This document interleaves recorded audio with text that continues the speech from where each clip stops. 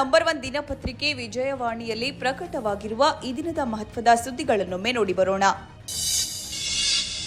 ದಿನೇ ದಿನೇ ಬೇಸಿಗೆ ತಾಪವನ್ನು ಮೀರುತ್ತಿರುವ ಒಳ ಮೀಸಲಾತಿಯ ಕಾವು ಜ್ವಾಲಾಮುಖಿ ಸ್ವರೂಪ ಪಡೆದುಕೊಳ್ಳಲಾರಂಭಿಸಿದೆ. ಸದ್ಯ ಈ ವಿಚಾರ ಒಂದು ಸಮುದಾಯದ ಬೇಡಿಕೆಯಾಗಿ ಉಳಿಯದೆ ಆಡಳಿತಾರೂಢ ಕಾಂಗ್ರೆಸ್ನ ಆಂತರಿಕ ಒಗ್ಗಟ್ಟಿಗೆ ಸವಾಲಾಗಿ ಮಾರ್ಪಟ್ಟಿದೆ. ಜೊತೆಗೆ ಎಡಬಲ ತಳಮಳಕ್ಕೂ ಕಾರಣವಾಗಿದೆ. ಈ ನಡುವೆ ಮಾರ್ಚ್ 16ರಂದು ಸಿಎಂ ಎದುರು ಬಲ ಪ್ರದರ್ಶನಕ್ಕೆ ವೇದಿಕೆ ಸಜ್ಜಾಗುತ್ತಿರುವುದು ಹೊಸ ಬೆಳವಣಿಗೆ. ಒಳ ಮೀಸಲಾತಿ ಎಂಬ ಜೇನುಗೂಡಿಗೆ ಕಲ್ಲು ಹೊಡೆದಂತಹ ಪರಿಸ್ಥಿತಿ ನಿರ್ಮಾಣವಾಗಿದೆ. ಈ ಸುದ್ದಿಗೆ ಮುಖಪುಟ ನೋಡಿ. ಅಮೆರಿಕ, ಇಸ್ರೇಲ್ ಹಾಗೂ ಇರಾನ್ ನಡುವಿನ ಯುದ್ಧದಿಂದ ದೇಶಾದ್ಯಂತ ಹೋಟೆಲ್, ಪಿಜಿ ನೆಚ್ಚಿಕೊಂಡಿರುವ ಶ್ರಮಿಕ ವರ್ಗಕ್ಕೆ ಆಹಾರ ಸಂಕಷ್ಟ ಎದುರಾಗಿದೆ. ರಾಜ್ಯದಲ್ಲಿ ಇನ್ನೂ 10 ದಿನ ಕಾಲ ವಾಣಿಜ್ಯ ಎಲ್ಪಿಜಿ ಸಿಲಿಂಡರ್ ಪೂರೈಕೆ ಅಸಾಧ್ಯ ಎಂದು ಸರ್ಕಾರವೇ ಸ್ಪಷ್ಟಪಡಿಸುವುದರೊಂದಿಗೆ ಹೋಟೆಲ್ ಹಾಗೂ ಪೇಯಿಂಗ್ ಗೆಸ್ಟ್ಗಳ ಅಡುಗೆ ಮನೆ ಸ್ತಬ್ಧವಾಗುತ್ತಿವೆ. 3 ಹೊತ್ತಿನ ಊಟಕ್ಕೆ ಸಣ್ಣ ಪುಟ್ಟ ಹೋಟೆಲ್ಗಳು, ಪಿಜಿ ನೆಚ್ಚಿಕೊಂಡಿರುವವರು ತೊಂದರೆಗೆ ಸಿಲುಕಿದ್ದಾರೆ. ಈ ಸುದ್ದಿಗೆ ವಿಜಯವಾಣಿ ಓದಿ. ಮಧ್ಯಪ್ರಾಚ್ಯ ಬಿಕ್ಕಟ್ಟಿನಿಂದಾಗಿ ಎಲ್ಪಿಜಿ ಪೂರೈಕೆಯಲ್ಲಿ ವ್ಯತ್ಯಯ ಉಂಟಾಗಿದೆ. ಭಾರತದ ಬಹುತೇಕ ನಗರಗಳಲ್ಲಿ ವಾಣಿಜ್ಯ ಸಿಲಿಂಡರ್ಗಳ ಕೊರತೆ ಗಂಭೀರ ಸ್ವರೂಪ ತಳೆದಿದ್ದು, ಹೋಟೆಲ್ ಉದ್ಯಮದ ಮೇಲೆ ಗ್ರಹಣ ಕವಿದಿದೆ. ಯುದ್ಧ ಇನ್ನಷ್ಟು ಕಾಲ ಮುಂದುವರೆದರೆ ಗೃಹ ಬಳಕೆಯ ಸಿಲಿಂಡರ್ಗೂ ಪರದಾಡುವ ಸನ್ನಿವೇಶ ಎದುರಾಗಲಿದೆ. ಭಾರತ ಪ್ರತಿ ವರ್ಷ 33 ಮಿಲಿಯನ್ ಮೆಟ್ರಿಕ್ ಟನ್ ಎಲ್ಪಿಜಿಯನ್ನು ಬಳಸುತ್ತಿದೆ. ಗೃಹ ಬಳಕೆಯ ಸಿಲಿಂಡರ್ ಲೆಕ್ಕದಲ್ಲಿ ಹೇಳುವುದಾದರೆ ಪ್ರತಿ ವರ್ಷ 235 ಕೋಟಿ ಸಿಲಿಂಡರ್, ದಿನಕ್ಕೆ ಸರಾಸರಿ 64 ಲಕ್ಷ ಸಿಲಿಂಡರ್. ಭಾರತ ತನ್ನ ಎಲ್ಪಿಜಿ ಅವಶ್ಯಕತೆಯ ಶೇಕಡ 60% ವಿದೇಶಗಳಿಂದಲೇ ಖರೀದಿಸುತ್ತೆ. ಉಳಿದಿದ್ದನ್ನ ಭಾರತೀಯ ರಿಫೈನರಿ ಕಂಪನಿಗಳು ತಯಾರಿಸುತ್ತವೆ. ಭಾರತದ ಬಳಿ ಈಗ 45 ದಿನಗಳಿಗೆ ಆಗುವಷ್ಟು ಎಲ್ಪಿಜಿ ಸಂಗ್ರಹವಿದ್ದು, ಮುಂದೆ ಇರುವ ಆಯ್ಕೆಗಳೇನು? ಈ ಕುರಿತಾದ ವಿವರಕ್ಕೆ ಚಿಂತನ ಪುಟ ನೋಡಿ. ವಿದ್ಯಾರ್ಥಿನಿಯರು ಮತ್ತು ಮಹಿಳಾ ನೌಕರರಿಗೆ ಋತುಚಕ್ರ ರಜೆ ನೀಡಿಕೆ ಸಂಬಂಧ ರಾಷ್ಟ್ರವ್ಯಾಪಿ ನೀತಿ ರೂಪಿಸುವಂತೆ ಕೋರಿ ಸಲ್ಲಿಸಲಾಗಿರುವ ಸಾರ್ವಜನಿಕ ಹಿತಾಸಕ್ತಿ ಅರ್ಜಿಯ ವಿಚಾರಣೆ ನಡೆಸಲು ಸುಪ್ರೀಂ ಕೋರ್ಟ್ ನಿರಾಕರಿಸಿದೆ. ಒಂದು ವೇಳೆ ಈ ರಜೆಯನ್ನು ಕಡ್ಡಾಯಗೊಳಿಸುವ ಸನ್ನಿವೇಶ ಸೃಷ್ಟಿಯಾದರೆ ಮಹಿಳೆಯರನ್ನು ಉದ್ಯೋಗಕ್ಕೆ ನೇಮಿಸಿಕೊಳ್ಳಲು ನಿರಾಕರಿಸುವ ಪರಿಸ್ಥಿತಿ ಉಂಟಾಗಬಹುದು ಎಂದು ಸಿಜೆಐ ಸೂರ್ಯಕಾಂತ್ ಮತ್ತು ನ್ಯಾಯಮೂರ್ತಿ ಜೊಯ್ಯಲ್ಲಾ ಬಾಗ್ಚಿ ಇದ್ದ ಪೀಠ ಶುಕ್ರವಾರ ಎಚ್ಚರಿಸಿದೆ. ಈ ಸುದ್ದಿಗೆ ಇಂದಿನ ಸಂಚಿಕೆ ಓದಿ. ಕೊಲ್ಲಿ ಯುದ್ಧ ತಾರಕಕ್ಕೇರುವ ನಡುವೆಯೇ ಓಮನ್ ಸೊಹಾರ್ ನಗರದಲ್ಲಿ ಇರಾನ್ ನಡೆಸಿದ ಡ್ರೋನ್ ದಾಳಿಗೆ 2 ಭಾರತೀಯರು ಬಲಿಯಾಗಿದ್ದಾರೆ. ಘಟನೆಯಲ್ಲಿ 10 ಭಾರತೀಯರ ಸಹಿತ 11 ಜನ ಗಾಯಗೊಂಡಿದ್ದಾರೆ. ಈ ಪೈಕಿ 5 ಆಸ್ಪತ್ರೆಯಲ್ಲಿ ಚಿಕಿತ್ಸೆ ಮುಂದುವರೆದಿದ್ದು, ಉಳಿದವರು ಚಿಕಿತ್ಸೆ ಪಡೆದುಕೊಂಡು ಡಿಸ್ಚಾರ್ಜ್ ಆಗಿದ್ದಾರೆ. ಕೊಲ್ಲಿ ಯುದ್ಧದ ಡಿಟೇಲ್ ರಿಪೋರ್ಟ್ಗೆ ವಿಜಯವಾಣಿ ಓದಿ.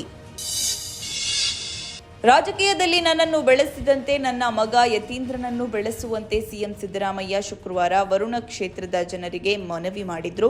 ವರಕೋಡು ಗ್ರಾಮದಲ್ಲಿ ದೇಗುಲ ಉದ್ಘಾಟನೆ ಕಾರ್ಯಕ್ರಮದಲ್ಲಿ ಭಾಗಿಯಾದ ಅವರು 13 ಚುನಾವಣೆ ಗೆದ್ದು 4 ಬಾರಿ ಸೋತ ಸಂದರ್ಭದಲ್ಲಿಯೂ ಇಲ್ಲಿನ ಜನರು ನನ್ನನ್ನು ಬೆಂಬಲಿಸಿದ್ದಾರೆ. ನನ್ನ ಕೊನೆಯ ಉಸಿರು ಇರುವವರೆಗೂ ಜನರ ಸೇವೆಯಲ್ಲಿ ಸದಾ ತೊಡಗಿರುತ್ತೇನೆಂದು ಸಿದ್ದರಾಮಯ್ಯ ಹೇಳಿದರು. ಈ ಸುದ್ದಿಗೆ ಸಮಸ್ತ ಕರ್ನಾಟಕ ಪುಟ ನೋಡಿ. ರಾಜ್ಯಸಭೆ ಚುನಾವಣೆ ಹೊತ್ತಲ್ಲೇ ಅಡ್ಡ ಮತದಾನ ಹಾಗೂ ಪಕ್ಷಾಂತರ ಪರ್ವದ ಆತಂಕದಿಂದಾಗಿ ಒಡಿಶಾದಲ್ಲಿ ಮೊದಲ ಸಲ ಗೆದ್ದಿರುವ ಹಲವು ಹೆಚ್ಚು ಶಾಸಕರನ್ನ ಕಾಂಗ್ರೆಸ್ ಕರ್ನಾಟಕಕ್ಕೆ ಕಳುಹಿಸಿದೆ. ಗುರುವಾರ ರಾತ್ರಿ ಕೆಂಪೇಗೌಡ ಅಂತಾರಾಷ್ಟ್ರೀಯ ವಿಮಾನ ನಿಲ್ದಾಣಕ್ಕೆ ಆಗಮಿಸಿದ ಎಲ್ಲಾ ಶಾಸಕರ ಬಳಿಕ ಬಿಡದಿಯ ವಂಡರ್ಲಾ ರೆಸಾರ್ಟ್ಗೆ ತೆರಳಿ ವಾಸ್ತವ್ಯ ಹೂಡಿದ್ದಾರೆ. ಡಿಸಿಎಂ ಡಿಕೆ ಶಿವಕುಮಾರ್ ಶುಕ್ರವಾರ ರೆಸಾರ್ಟ್ಗೆ ತೆರಳಿ ಶಾಸಕರ ಜತೆ ಚರ್ಚಿಸಿದ್ರು. ಈ ಸುದ್ದಿಗೆ ಇಂದಿನ ಸಂಚಿಕೆ ಓದಿ. ಮುಖ್ಯ ಚುನಾವಣಾ ಆಯುಕ್ತ ಜ್ಞಾನೇಶ್ ಕುಮಾರ್ ಅವರನ್ನ ಹುದ್ದೆಯಿಂದ ವಜಾಗೊಳಿಸುವಂತೆ ಒತ್ತಾಯಿಸಿ ಪ್ರತಿಪಕ್ಷಗಳ ಸಂಸದರು ಸಂಸತ್ತಿನ ಉಭಯ ಸದನಗಳಲ್ಲಿ ಶುಕ್ರವಾರ ನೋಟಿಸ್ ಸಲ್ಲಿಸಿದ್ದಾರೆ.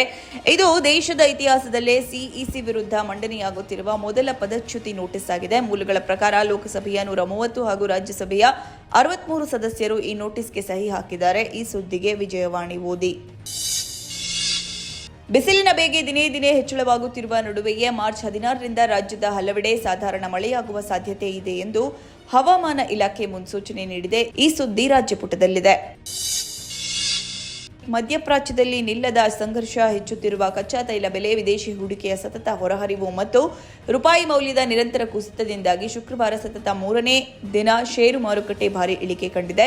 ವಹಿವಾಟಿನ ಮಧ್ಯೆ 1579.82 ಅಂಕ ಕುಸಿದು 74,454.60ಗೆ ತಲುಪಿದ್ದ ಸೆನ್ಸೆಕ್ಸ್ ಅಂತಿಮವಾಗಿ 1,470.50 ಅಂಕ ಕುಸಿತದೊಂದಿಗೆ 74,563.92ರಲ್ಲಿ ಸ್ಥಿರವಾಯಿತು. ನಿಫ್ಟಿ 488.05 ಅಂಕ ಕುಸಿದು 23,151.10ಗೆ ತಲುಪಿತು. ಇನ್ನು ದೆಹಲಿ ಮಾರುಕಟ್ಟೆಯಲ್ಲಿ ಶುಕ್ರವಾರ ಚಿನ್ನ, ಬೆಳ್ಳಿ ಬೆಲೆಗಳು ಭಾರಿ ಕುಸಿತ ಕಂಡಿವೆ. ಅಖಿಲ ಭಾರತ ಸರಾಫ್ ಸಂಘ ನೀಡಿರುವ ಮಾಹಿತಿ ಪ್ರಕಾರ ಬೆಳ್ಳಿ ಪ್ರತಿ ಕೆಜಿಗೆ 11,000 ಕುಸಿತ ಕಂಡು 2,65,500ಕ್ಕೆ ಸ್ಥಿರವಾಯಿತು. ಈ ಸುದ್ದಿಗೆ ಮನಿ ಮಾತು ನೋಡಿ. ಇದೇ ಭಾನುವಾರದಿಂದ ಕೇಂದ್ರ ಸಿನಿಮಾ ಪ್ರಮಾಣೀಕರಣ ಮಂಡಳಿಗೆ ಸೆನ್ಸಾರ್ಗೆ ಹೋಗುವ ಎಲ್ಲಾ ಭಾಷೆಯ ಚಿತ್ರಗಳು ಸಬ್ ಟೈಟಲ್ಸ್ ಕಡ್ಡಾಯಗೊಳಿಸಲಾಗಿದೆ. ಜೊತೆಗೆ ಆಯ್ದ ಸ್ಥಳಗಳಲ್ಲಿ ಆಡಿಯೋ ವಿವರಣೆಗಳನ್ನು ನೀಡಬೇಕೆಂದು ಸೆನ್ಸಾರ್ ಮಂಡಳಿ ಆದೇಶಿಸಿದೆ. ಕಣ್ಣು ಕಾಣಿಸದ ಕಿವಿ ಕೇಳಿಸದ ಪ್ರೇಕ್ಷಕರು ಸಾಮಾನ್ಯವಾಗಿ ಪ್ರೇಕ್ಷಕರಂತೆ ಸಿನಿಮಾಗಳನ್ನು ವೀಕ್ಷಿಸಬೇಕು, ಅನುಭವಿಸಬೇಕು. ಈ ಸುದ್ದಿಗೆ ಉಲ್ಲಾಸ. ನಮಸ್ತೆ ಬೆಂಗಳೂರು ನೋಡಿ. ಇವಿಷ್ಟೇ ಅಲ್ಲ, ಮುಂಜಾನೆ ಮಾತು, ಅಂತರಂಗ, ಭವಿಷ್ಯ, ಮನೋವಿಕಾಸದ ಕಾಲಂಗಳು, ಕ್ರೀಡೆ, ಸಿನಿಮಾ, ದೇಶ ವಿದೇಶಗಳ ಭರಪೂರ ಸುದ್ದಿಗಳ ವಿಶೇಷಗಳಿಗಾಗಿ ವಿಜಯವಾಣಿ ಓದಿ.